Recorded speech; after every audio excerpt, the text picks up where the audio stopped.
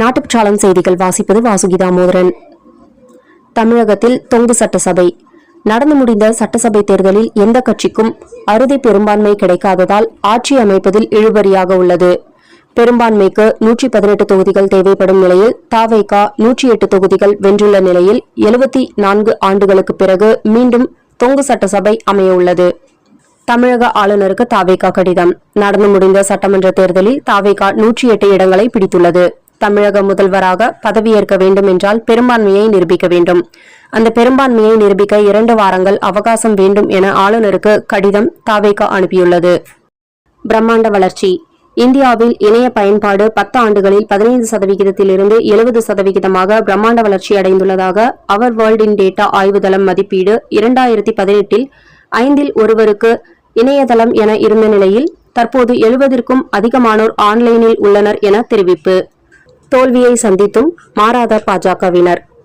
பாஜக தமிழக சட்டமன்ற தேர்தலில் பெரும் தோல்வியை சந்தித்துள்ளது. இருப்பினும் பாஜகவினர் தங்கள் கட்சியில் நடந்த குறைகளை சரி செய்ய வேண்டும் என குறிப்பிடுகின்றனரே தவிர யாரும் கட்சி மாறுவோம், கட்சியை விட்டு வெளியேறுவோம் என குறிப்பிடவில்லை என பிரதமர் மோடி. ஈரானுக்கு கண்டனம். ஐக்கிய அரபு அமீரகம் மீது ஈரான் ராணுவம் நடத்திய திடீர் தாக்குதலை கண்டித்து பிரதமர் மோடி கடும் கண்டனம்.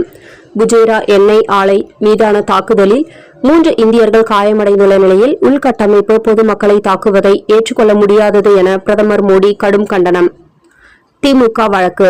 திருப்பத்தூரில் தவேக வேட்பாளரிடம் திமுக வேட்பாளர் பெரிய கருப்பன் 1 ஓட்டு வித்தியாசத்தில் தோல்வியடைந்ததை எதிர்த்து திமுக சார்பில் வழக்கு தொடுக்கப்படும் என உதயநிதி பேட்டி. மாதம் தவறாமல் வெளிவரும் நாட்டுப்பற்றாளன் பத்திரிகையின் செய்தியாளராக பணிபுரிய விருப்பமுள்ளவர்கள் கீழே உள்ள நிர்வாக அலைபேசி எண்களில் தொடர்பு கொள்ளலாம். 7947 78915 மற்றொரு எண் 9944341033. நாட்டுப்பற்றாளன் யூடியூப் சேனலில் விளம்பரம் செய்து பயன்பெறுங்கள். நமது நாட்டுப்பற்றாளன் செய்திகளை அறிந்து கொள்ள யூடியூப் சேனலை சப்ஸ்கிரைப் செய்யுங்கள்.